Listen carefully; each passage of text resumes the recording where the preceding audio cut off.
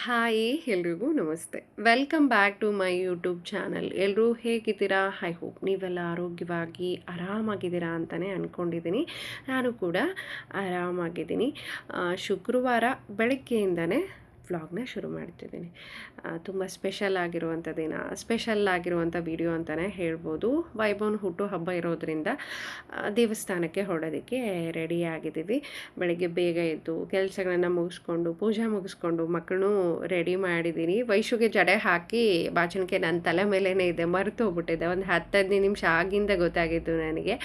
ಎಷ್ಟೇ ಬೆಳಗ್ಗೆ ಬೇಗ ಇದ್ದರೂ ಕೂಡ ಹೋಗೋವರೆಗೂ ಒಂದಲ್ಲ ಒಂದು ಅರೇಂಜ್ ಮಾಡ್ಕೊಳ್ಳೋದಿದ್ದೇ ಇರುತ್ತೆ. ಈ ಸರಿ ವೈಭವ್ನ ಹುಟ್ಟುಹಬ್ಬಕ್ಕೆ ಮಂತ್ರಾಲಯಕ್ಕೆ ಹೋಗ್ತಿದ್ದೀವಿ. ರಾಯರ ದರ್ಶನ ಹಾಗೆ ಆಯಿಯ ಆಶೀರ್ವಾದ ಎರಡೂ ಆಗುತ್ತೆ ಅಂತ ಹೇಳಿ ತುಂಬ ದಿನ ಆಯಿತು ಆಯಿ ಊರಿಗೆ ಹೋಗೋಕ್ಕಾಗಿಲ್ಲ. ಸೊ ಮಂತ್ರಾಲಯದಿಂದ ಹತ್ರನೇ ಆಗುತ್ತೆ ಅಂತ ಹೇಳ್ಬಿಟ್ಟು ಹೊರಟಿದ್ದೀವಿ. ವೈಭವ್ ಹುಟ್ಟಿದಾಗ 3 ತಿಂಗಳವರೆಗೂ ಆಯಿನೇ ನೀರು ಹಾಕಿದ್ದು. ಅದಾದಮೇಲೆ ಮಧ್ಯದಲ್ಲಿ ಕರ್ಕೊಂಡು ಹೋಗಿರೋ ತುಂಬ ಕಡಿಮೆ. ಈ ಸರಿ ಸ್ಪೆಷಲ್ ಅಂತಲೇ ಹೇಳ್ಬೋದು. ವೈಭವ್ನ ಹುಟ್ಟು ಹಬ್ಬಕ್ಕೆ ಆಯಿ ಆಶೀರ್ವಾದ ಕೂಡ ತೊಗೊತಿದ್ದೀವಿ. ನಂಗೆ ಸಿಕ್ಕಾಪಟ್ಟೆ ಖುಷಿ ಅಂತಲೇ ಅನ್ನಿಸ್ತಿದೆ. ಸೊ ಆಯಿ ಎಷ್ಟೊಂದು ಖುಷಿ ಪಡ್ತಾರೆ ನೋಡೋಣ.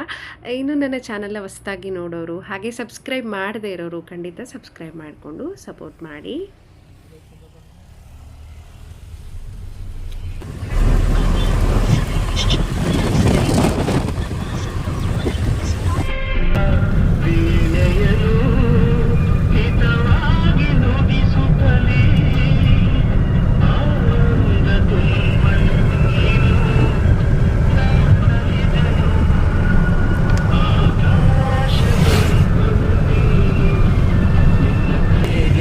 ಬೆಳಗ್ಗೆ ಸ್ವಲ್ಪ ಬೇಗನೆ ಎಬ್ಸಿದ್ನಲ್ವ, ಹಂಗಾಗಿ ಕಾರಲ್ಲಿ ಕುಂದ ತಕ್ಷಣ ಮತ್ತೆ ವೈಭವ್ ಮಲ್ಕೊಂಡ.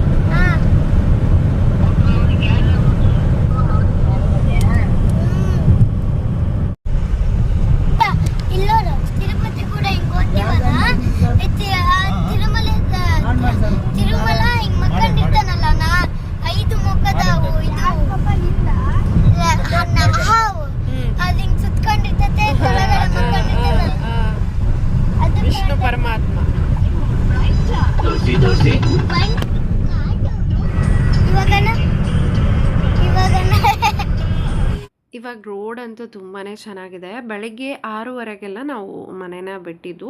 ಸೊ ಮಂತ್ರಾಲಯ ತಲುಪೋಷ್ಟೊತ್ತಿಗೆ 8:30 ಆಗೋಗ್ಬಿಡ್ತು. ಭಾಳ ಬೇಗ ಬಿಟ್ಟಿರೋದ್ರಿಂದ ಮಂತ್ರಾಲಯನ ಬೇಗನೆ ತಲುಪಿದ್ವಿ ನಾವು.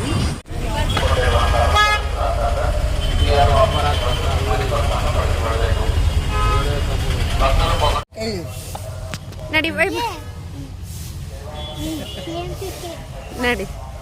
ಪ್ರತಿ ಸಲ ಮಂತ್ರಾಲಯಕ್ಕೆ ಬಂದರೆ ತುಂಬ ಖಾಲಿ ಇರೋದು. ಈ ಸರಿ ಪಾರ್ಕ್ ಮಾಡೋದಕ್ಕೂ ಜಾಗ ಇಲ್ಲ.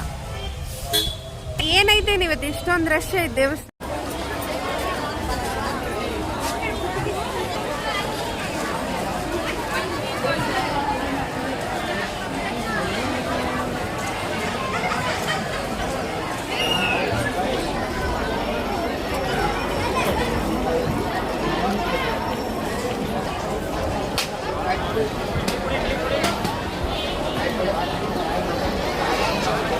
ರಾಯರು ಭಕ್ತಾದಿಗಳ ಕಷ್ಟಗಳನ್ನು ಯಾವ ರೀತಿ ನಿವಾರಣೆ ಮಾಡ್ತಿದ್ದಾರೋ ಗೊತ್ತಿಲ್ಲ.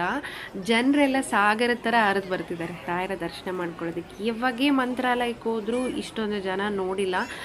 ಬಟ್ ಇವತ್ತು ಶುಕ್ರವಾರ, ಗುರುವಾರ ಕೂಡ ಅಲ್ಲ. ಗುರುವಾರ ಆಗಿದ್ದರೆ ರಾಯರ ವಾರ ತುಂಬ ಜನ ಇರ್ತಾರೆ ಅಂತ ಅಂದ್ಕೊಳ್ಳೋದಕ್ಕೆ ಶುಕ್ರವಾರ ಕೂಡ ಇಷ್ಟೊಂದೆಲ್ಲ ರಶ್ ಇದೆ. ಸೊ ತುಂಬ ಖುಷಿ ಅನ್ನಿಸ್ತಾ ಇತ್ತು ಮನಸ್ಸಿಗೆ. ಯಾವಾಗಲೂ ಸ್ಟ್ರೇಟಾಗಿ ನಮಗೆ ದರ್ಶನಕ್ಕೆ ಬಿಡ್ತಾಯಿದ್ರು. ಈ ಸಾರಿ ಸ್ಟಾರ್ಟಿಂಗ್ ಗೇಟ್ ಇರುತ್ತಲ್ವ, ಅಲ್ಲಿಂದನೇ ಕ್ಯೂವಲ್ಲಿ ನಿಂತ್ಕೊಂಡು ದರ್ಶನ ಮಾಡ್ಕೋಬೇಕು. ಏನಿಲ್ಲ ಆದರೂ ಒಂದು 2-3 ಗಂಟೆನಾದರೂ ಬೇಕಾಗತ್ತೆ ರಾಯರ ದರ್ಶನ ಮಾಡ್ಕೊಳ್ಳೋದಕ್ಕೆ.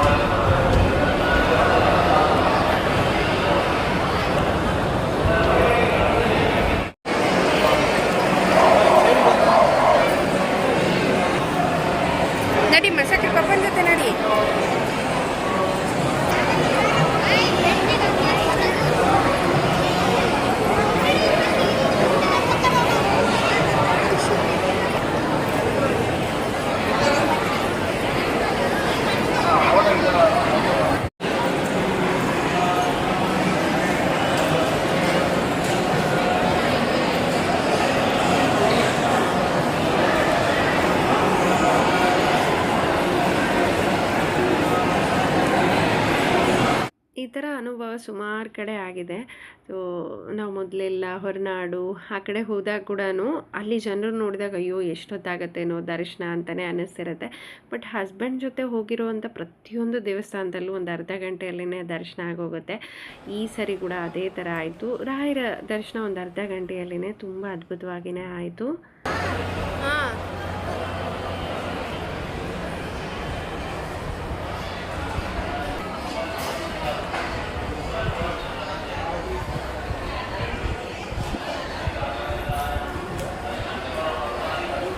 ನೋಡಿ ಎಷ್ಟೊಂದು ಜನ ಲೇಟ್ ಆದಂಗೆಲ್ಲ ಜನಗಳು ಸೇರ್ತಾನೆ ಇದ್ದಾರೆ. ಸೊ ನೀವು ಈ ಥರ ಜನ ಜಾಸ್ತಿ ಇರೋ ಟೈಮಲ್ಲಿ ಬಂದು ರಾಯರ ದರ್ಶನ ಮಾಡ್ಕೊಂಡಿದ್ದೀರಾ? ನಂಗೆ ಖಂಡಿತ ಕಾಮೆಂಟ್ ಮುಖಾಂತರ ತಿಳಿಸಿ. ಇನ್ನು ದರ್ಶನ ಎಲ್ಲ ಮುಗಿಸ್ಕೊಂಡು ಹೊರಗಡೆ ಬಂದ್ವಿ. ಟಿಫನ್ ಮಾಡೋಣ ಅಂತ ಹೇಳ್ಬಿಟ್ಟು ಅಲ್ಲೇ ನೋಡಿದ್ವಿ, ಹತ್ರದಲ್ಲೇ ದೇವಸ್ಥಾನದ ಹತ್ರದಲ್ಲೇ ಭಾಳ ರಶ್ ಇರೋದ್ರಿಂದ ಅಲ್ಲೆಲ್ಲೂ ಜಾಗನೇ ಇರಲಿಲ್ಲ. ಸೊ ಈ ಹೋಟೆಲ್ಗೆ ಬಂದ್ವಿ.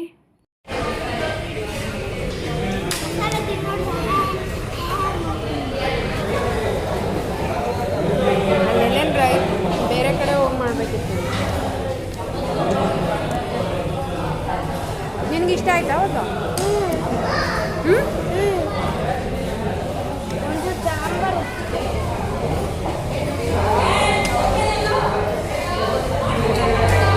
ಹೋಟೆಲ್ ಆಹಾರ ಫಸ್ಟ್ ಟೈಮ್ ಇಲ್ಲಿ ಟಿಫನ್ ಮಾಡ್ತಿರೋದು. ಅಂದರೆ ಲಾಸ್ಟ್ ಟೈಮ್ ಬಂದಾಗ ನಾವು ಮಧ್ಯಾಹ್ನ ಊಟ ಮಾಡ್ಕೊಂಡಿದ್ವಿ, ತುಂಬ ಚೆನ್ನಾಗಿತ್ತು. ಸೊ ಪಾರ್ಕಿಂಗ್ ಪ್ಲೇಸು ಇದೆ, ಆಮೇಲೆ ಚೆನ್ನಾಗಿರುತ್ತೆ ಅಂತ ಬಂದಿದ್ದು. ಸ್ವಲ್ಪ ಕೂಡ ಟಿಫನ್ ಚೆನ್ನಾಗಿಲ್ಲ. ಟೆಂಪಲ್ ಸುತ್ತಮುತ್ತನೇ ಭಾಳ ಇದೆ, ಬಟ್ ರಶ್ ಇರೋದ್ರಿಂದ ಅಲ್ಲಿ ನಿಲ್ಲೋದಕ್ಕೂ ಜಾಗ ಇರಲಿಲ್ಲ ಅಂತ ಹೇಳ್ಬಿಟ್ಟು ಈ ಹೋಟೆಲಿಗೆ ಬಂದಿದ್ದು. ತಿಂದಮೇಲೆ ಅಂತೂ ಭಾಳ ಬೇಜಾರಾಗ್ತಾಯಿತ್ತು. ಕೊಟ್ಟಿರೋ ಅಮೌಂಟ್ಗೆ ಒಂದು ಒಳ್ಳೆ ಟಿಫನ್ ಸಿಕ್ಕರೆ ಅದು ಮನಸ್ಸಿಗೆ ಖುಷಿ ಇರುತ್ತೆ. ಹಾಗೆ ಪ್ರೈಸ್ ಕೂಡ ತುಂಬಾ ಮಾಡಿದ್ದಾರೆ ಇಲ್ಲಿ.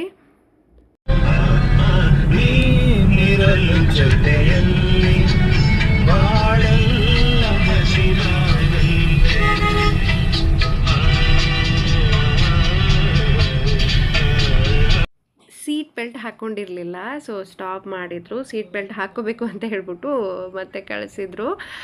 ನಾವು ರಾಯಚೂರಿಗೆ ಯಾವಾಗೇ ಬಂದರೂ ಕೂಡ ಹಸ್ಬೆಂಡ್ ಅವ್ರು ಓದಿರೋಂಥ ಹೈಸ್ಕೂಲ್ನ ತೋರಿಸ್ತಾರೆ. ಅದೆಷ್ಟೇ ಸಾರಿ ತೋರಿಸಿದ್ರು ಮತ್ತೆ ಮತ್ತೆ ತೋರಿಸ್ತಾರೆ. ಮಲ್ಕೊಂಡಿದ್ರು ಕೂಡ ಎಬ್ಸಿ ತೋರಿಸ್ತಾರೆ. ಮಕ್ಕಳಿಗೆ, ನನಗೆ ಅವ್ರು ಓದಿರೋವಂಥ ಸ್ಕೂಲು ಆಮೇಲೆ ಕಾಲೇಜು ಅದ್ರ ಬಗ್ಗೆ ಅಂತೂ ಹೇಳ್ತಾನೆ ಇರ್ತಾರೆ. ಅಷ್ಟೊಂದು ಇಷ್ಟ ಅವರಿಗೆ. ಇನ್ನು ಯಾವ ವರ್ಷದಲ್ಲಿ 10th ಮಾಡಿದೆ, PUC ಮಾಡಿದೆ ಅನ್ನೋದು ಕೂಡ ಅಷ್ಟೊಂದು ನೆನಪಿದೆ ಅವ್ರಿಗೆ. ಸೊ ಹಸ್ಬೆಂಡ್ ಓದಿರುವಂಥ ಹೈಸ್ಕೂಲ್ ಇದೇನೆ ರಾಯಚೂರಲ್ಲಿ, ಟ್ಯಾಗೋರ್ ಸ್ಮಾರಕ.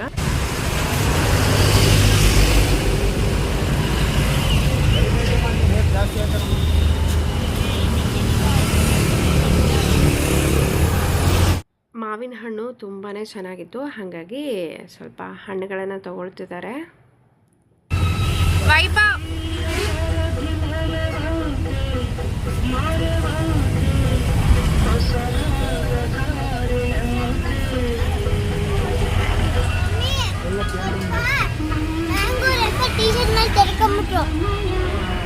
ನಿನಗೆ ತಿನ್ಬೇಡ ಅಂತ ಹೇಳ್ತಿರೋದು ಅದಕ್ಕೆ. ಬಟ್ಟೆ ಮೇಲೆ ಹಾಕೋಬೇಡ ವೈಭವ್.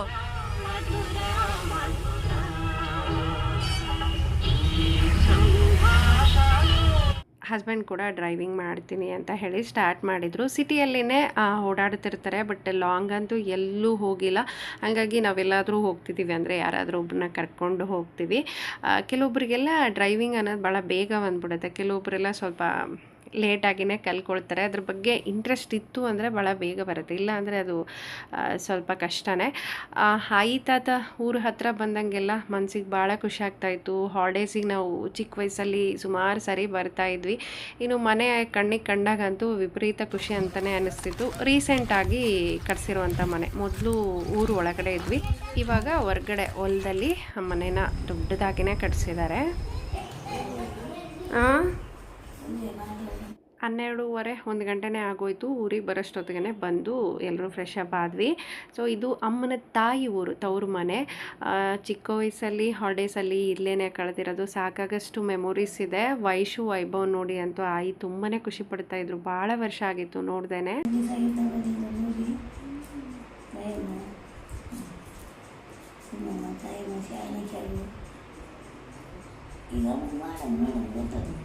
ನಿಮ್ಮ ಮನೆ ಟವರೇ ಬರಲ್ಲ ಹಾಂ. ಮ್ಯಾಲೆ ಹೋಗ್ಬೇಕು, ಇಲ್ಲಿ ಏನು ಸಿಗ್ನಲ್ಲೇ ಬರವಲ್ತು.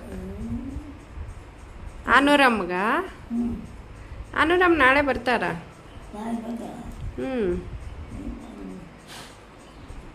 ಇಲ್ಲಿ ಇಲ್ಲೋ ತೋರ್ಸು.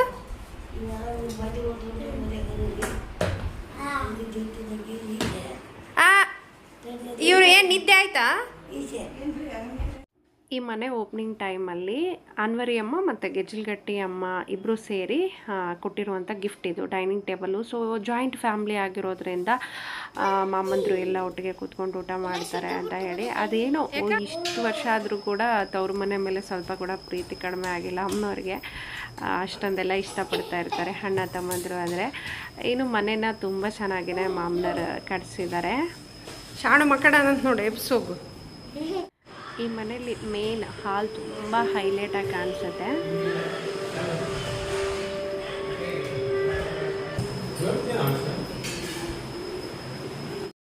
ಊಟದ ಟೈಮಿಗೆ ಸರಿಯಾಗಿ ಈರುಳ್ಳಿ ಬಜಿ ಹಾಕ್ತಿದ್ದಾರೆ ಅಕ್ಕ. ಎಷ್ಟು ಚೆನ್ನಾಗಿ ಹಾಕಿದ್ರು ಅಂದರೆ ಸ್ವಲ್ಪ ಕೂಡ ಎಣ್ಣೆ ಹಿಡ್ದಿರಲಿಲ್ಲ, ತುಂಬ ಕ್ರಿಸ್ಪಿಯಾಗಿ ಬಂದಿತ್ತು.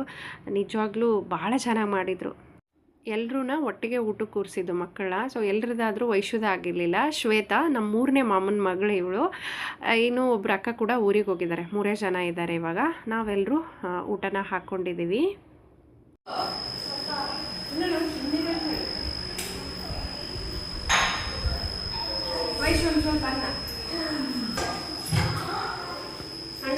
ಕೊನೆ ಮಾವರ ಮಗ ಶರಣು, ಇವನು ತಾತನ ಹೆಸರೇ ಇಟ್ಟಿದ್ದಾರೆ ಅವನಿಗೆ.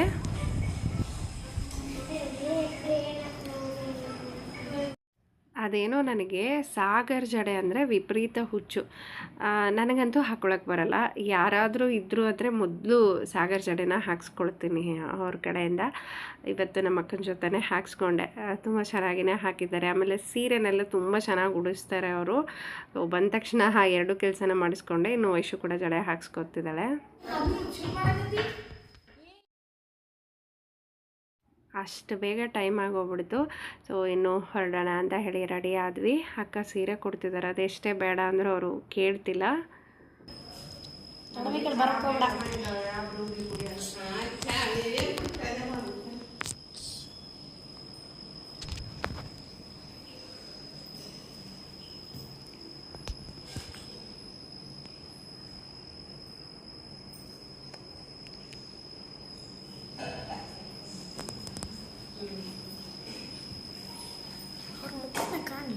ಕಾಣ್ತದಲ್ಲ ಇಷ್ಟು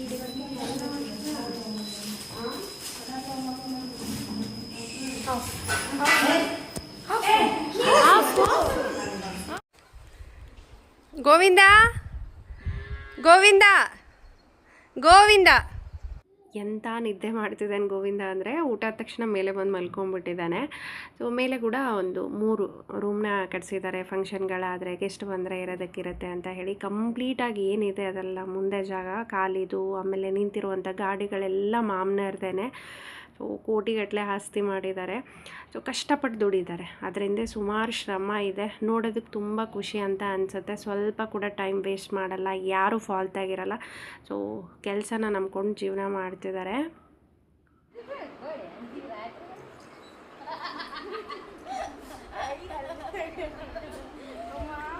ನಿಜವಾಗ್ಲೂ ಆಯಿ ತುಂಬಾ ಪುಣ್ಯ ಮಾಡ್ಯಾರೆ. 4 ಜನ ಮಕ್ಕಳು ಒಟ್ಟಿಗೆ ಇರೋದು, 4 ಜನ ಸೊಸ್ತಿರು ಒಟ್ಟಿಗೆ ಇರೋದು, ಅದು ಸುಮ್ಮನೆ ಎಲ್ಲ. ಕೂಡು ಕುಟುಂಬ ಇವಾಗ ಸಿಗೋದೇ ಅಪರೂಪ. ಹೊರಗಡೆ ಒಂದು ಕಿಚನ್ ಮಾಡಿದ್ದಾರೆ. ಅಂದರೆ ರೊಟ್ಟಿ ಜಾಸ್ತಿ ಐಟಮ್ ಎಲ್ಲ ಅಲ್ಲೇ ಮಾಡ್ತಿರ್ತಾರೆ ಅಡುಗೆ ಇತ್ತು ಅಂದರೆ. ಸೊ ವಿಶಾಲವಾಗಿರುವಂಥ ಜಾಗ ಅವ್ರದ್ದೇ ಆಗಿರೋದ್ರಿಂದ ಇಷ್ಟ ಬಂದಂಗೆ ಜಾಗ ಬಿಟ್ಟು ಮನೇನ ಕಟ್ಟಿದ್ದಾರೆ.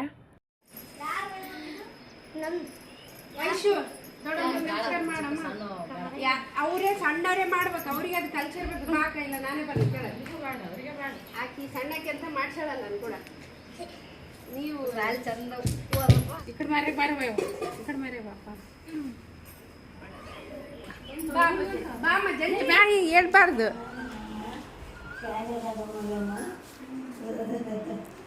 ವೈಭವ್ ವೈಭವ್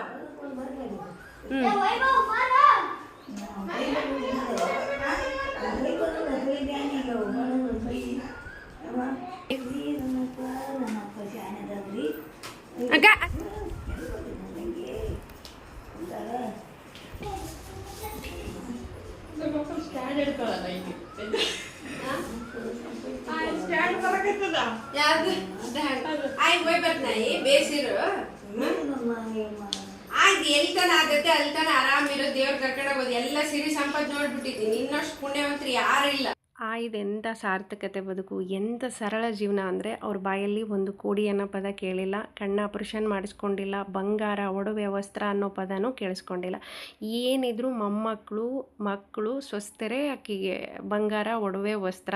ಸೊ ಕಣ್ಣ ಆಪರೇಷನ್ ಮಾಡಿಸ್ಕೊಳ್ತಾ ಇದ್ದಾಗ ಕೂಡ ಹೇಳಿದ್ದು, ಇಷ್ಟೊಂದು ಜನ ಇದ್ದಾರಲ್ಲ ನನಗೆ ಯಾಕೆ ಅಂತ ಹೇಳಿ. ಒಬ್ರು ಹಾಸೋರಂತೆ, ಒಬ್ರು ಊಟಕ್ಕೆ ಕೊಡೋರಂತೆ, ಅಷ್ಟೊಂದೆಲ್ಲ ಅಕ್ಕದರು ಮಾಮಂದರು ಮೊಮ್ಮಕ್ಕಳೆಲ್ಲ ಕೇರ್ ಮಾಡ್ತಾರೆ. ಸೊ ಇವತ್ತಿನ ಜರ್ನಿ ಭಾಳನೇ ಚೆನ್ನಾಗಿತ್ತು.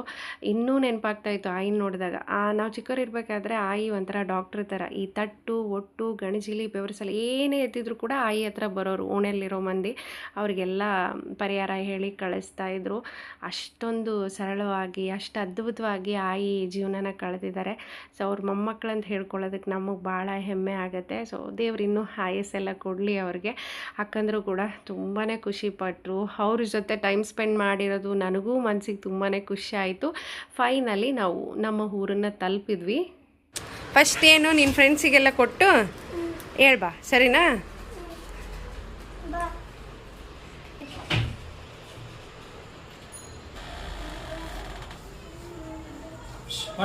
ಬರಬೇಕಾದ್ರೇ ಒಂದು ಸ್ವಲ್ಪ ಚಾಕ್ಲೇಟ್ಸ್ ಎಲ್ಲ ತೊಗೊಂಡು ಬಂದಿದ್ವಿ. ಸೊ ಫ್ರೆಂಡ್ಸಿಗೆಲ್ಲ ಕೊಟ್ಟು ಬರ್ತೀನಿ ಅಂತ ಅಲ್ಲಿಂದನೂ ಹೇಳ್ಕೊಳ್ತಾನೆ ಬಂದಿದ್ದ ಅವನು. ಹಂಗಾಗಿ ಬಂದ ತಕ್ಷಣ ಫ್ರೆಶಪ್ ಮಾಡಿಸಿ ಅವನಿಗೆ ಕೊಟ್ಟು ಬರೋದಕ್ಕೆ ಕಳಿಸಿದ್ವಿ. ಇನ್ನು ಬರ್ತಡೇ ಕಂಪ್ಲೀಟ್ ಅಂತ ಅನ್ಸ್ಕೊಳ್ಳೋದೆ ಕೇಕ್ ಕಟ್ ಮಾಡಿದ್ಮೇಲೆ. ಸೊ ಕೇಕ್ ಕೂಡ ಬಂತು.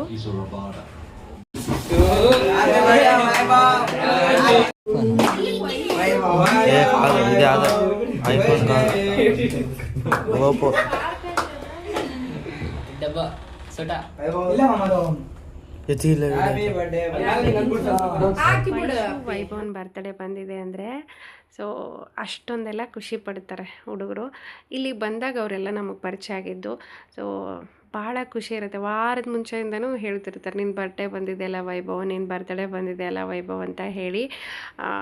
ಮಕ್ಕಳಿಗೆ ಕೇಕ್ ಕಟ್ ಮಾಡಿಸೋದಂದ್ರೇ ಅಷ್ಟೊಂದು ಖುಷಿ. ಪ್ರತಿ ವರ್ಷವೂ ವೈಭವಂದು ಬರ್ತಡೇ ಮಾತ್ರ ಯಾವುದೇ ಕಾರಣಕ್ಕೂ ಮಿಸ್ ಮಾಡಲ್ಲ. ಪಾಪ ಅವ್ರು ಎಲ್ಲೋರು ಏನೋ ಗೊತ್ತಿಲ್ಲ. ಆ ಹುಡುಗರನ್ನ ಕಂಡ್ರೆ ಭಾಳ ಇಷ್ಟ. ಇವರು ಕೂಡ ಅವ್ರು ಬಂದಾಗ ಅಂಕಲ್ ಅಂತ ಅಷ್ಟೊಂದೆಲ್ಲ ಪ್ರೀತಿಯಿಂದ ಮಾತಾಡಿಸ್ತಿರ್ತಾರೆ. ಸೊ ಹಾಗಾಗಿ ಅವನ ಬರ್ತಡೇಗೆ ಯಾರೂ ಮಿಸ್ ಮಾಡ್ಕೊಂಡಿಲ್ಲ. ಎಲ್ಲರೂ ಬಂದು ಕೇಕ್ ಕಟ್ ಮಾಡಿ ತಿನ್ನಿಸಿದ್ರು. ಸೊ ಸರಳವಾಗಿ ಸಿಂಪಲ್ಲಾಗಿ ಸೊ ಅವನ ಬರ್ಡೇ ಕೂಡ ಮುಗೀತು. ಇವತ್ತಿನ ದಿನ ಅಂತೂ ತುಂಬ ಚೆನ್ನಾಗಿಯೇ ಹೋಯಿತು.